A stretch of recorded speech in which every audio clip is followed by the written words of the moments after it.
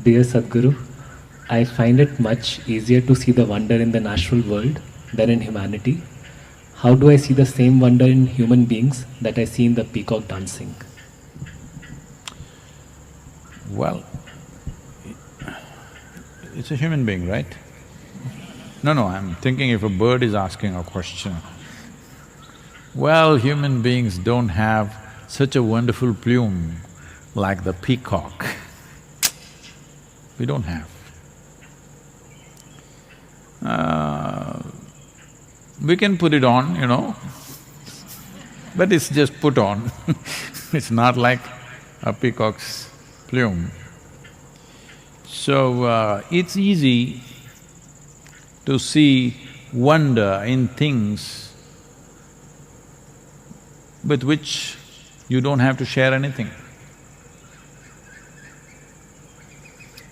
There is a whole culture growing in the world where people go about saying, I love the entire humanity, but I can't stand the next human being who's sitting here.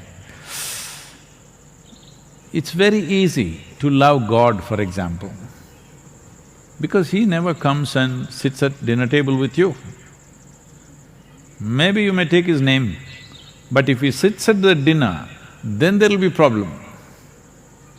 Because He never comes, even what you offer, you are very clear, only you get to eat it.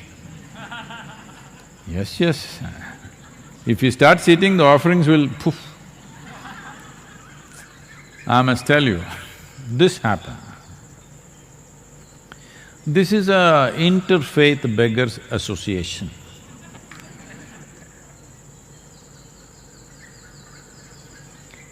So, there are only three members, one Hindu beggar, one Christian beggar, one Islamic beggar. So they said, they're very religious, but because of their economic condition, they have to be together, otherwise they would fight. So one day, they met under a tree, and then the Hindu beggar wanted to show that he is really a devotee.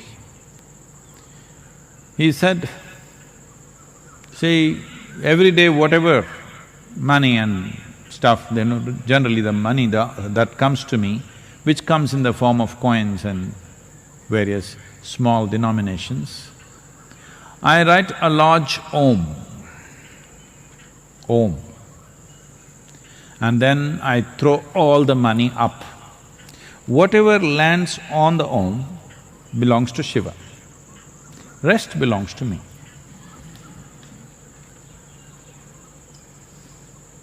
I am a real devotee. Om is, big tail and this one, all that. The Muslim beggar said, I also do something similar, but for us, the sacredness of the moon is in the first day moon, which is a thin sliver.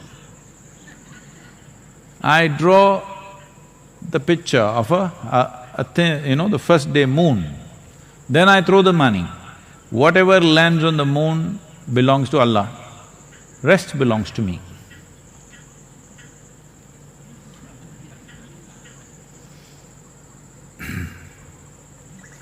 Then they asked the Christian beggar, what do you do?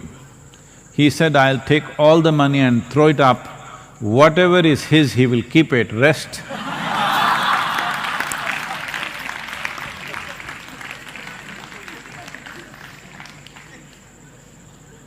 Like this. It's easy to love a wild bird which is dancing, which is beautiful, because it doesn't ask anything of you. It doesn't even like you, actually.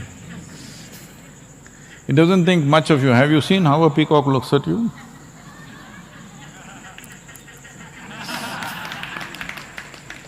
He doesn't think much of you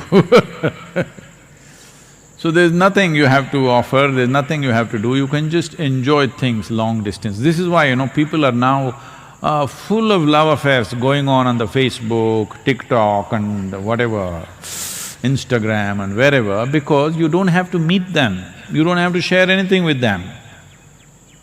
You don't have to wait outside the bathroom when they're using it. You don't have to stand in a queue behind them. Nothing, instant, everything. If you don't like it, you can turn it off and wipe out the account.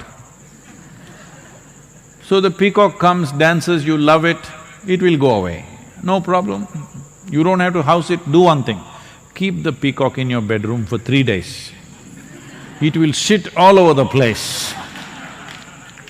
And in the night, caw, it'll do. Very loud sound. People may not know this. Every day, they're sitting on the roof of the place where I am, and pa-poo, they'll start in the morning, okay? So keep the peacock in your house for 3 days, then let's see how much you will be. So, human beings are a difficult species, that includes you. So, don't make this… See, we are talking about not having distinctions of race, religion, caste, creed, gender. Lot of talk is going on about this. I am telling you, don't even draw lines about the species. Why? I love a monkey but I can't love a human being, this means there's an evolutionary problem within you. I love the monkeys but I can't stand the human beings. What does it mean? You don't like the evolution. So, it looks fascinating, the one monkey jumps all over from branch to branch, fascinating. Just one day keep your window open in Shivapadam. A few monkeys entered your room, you're finished. They will eat, they will tear, they will shit all over the place, they'll destroy everything that is there and they're gone. Now you come and say, ah, my dear monkeys, what a job they have done. No, it won't work like that. So, it's all right, at least you're enjoying the birds, it's good. It's a kind of a lobby called ornithologist. You enjoy the birds, study the birds or enjoy the birds. Bird watching. But the same birds, if they enter your room, it's different. The problem with human beings is you encounter them everywhere, they're in your house, they're in your office, they're everywhere. They're not just dancing somewhere far away. If they were just dancing far away, you would love them also. The problem is, you have to work with them, you have to live with them, you have to manage them every day. That's a problem. So, I want you to understand this. Nothing wrong in you appreciating and loving a peacock dancing, perfectly fine. You must love him even when he is not dancing, that's fine. But the frog is saying, where is the snake? When there are peacocks, they eat up the snakes. Every few days I'm bringing snakes and leaving them in the garden, but these peacocks eat them up in no time. You like the peacocks, I also like them, but I would like some snakes also moving around, but they all get eaten up in no time. So, it is easy to love when there is distance. See, many people right now in these virus times, what are they complaining about? Their loved ones, they're cooped up with them in the house. Big trouble. Domestic violence has increased 100%, some people are saying, in some countries, all kinds of troubles, everybody's seeking advice, what to do, how to manage this family. These are the same people you were missing because they were going to office every day. Why are you gone for so long? But now, they're home and trouble. Distance is a wonderful thing. Death is a fantastic thing. See, dead people are always loved by everybody. Have you seen this? The moment they are dead, they just suddenly become worship-worthy. Why did you not worship them when they were alive? How come the moment they are dead, they became worship-worthy? Anywhere in the world, they'll put them up and do this, put flowers, do whatever. Just because they're dead. When they were alive, you were not willing to do it. When they're dead, you're doing it. That means what? No, I don't want to say it, you know. When they were alive, you were struggling with them. The moment they die, you worship them and you miss them and you love them. What does this mean? You're waiting, probably? Not a good thing at all. So, let's look at this carefully. Your problem is this, that you have a defined characteristic of your personality. You're looking for something which does not step on your persona. But human beings, you know, not every human being respects your boundaries. They step on it inevitably, some of them out of ignorance, some of them by intent like me, you know. Always by intent. Stepping on your boundaries. So the moment somebody steps on your boundaries, you feel that person is a problem. The peacock is outside your boundaries right now, it looks very beautiful. If it steps into your boundary, you will see him also as a big nuisance. Yes, you will. Whether it's a peacock or another bird or a monkey or a donkey or whatever, from far everything is nice. So right now there is a distance between you and these creatures. So you're enjoying it, enjoy that, nothing wrong with that. But the important thing is, if you create a little distance between yourself and your own personality, you will see you will even enjoy yourself.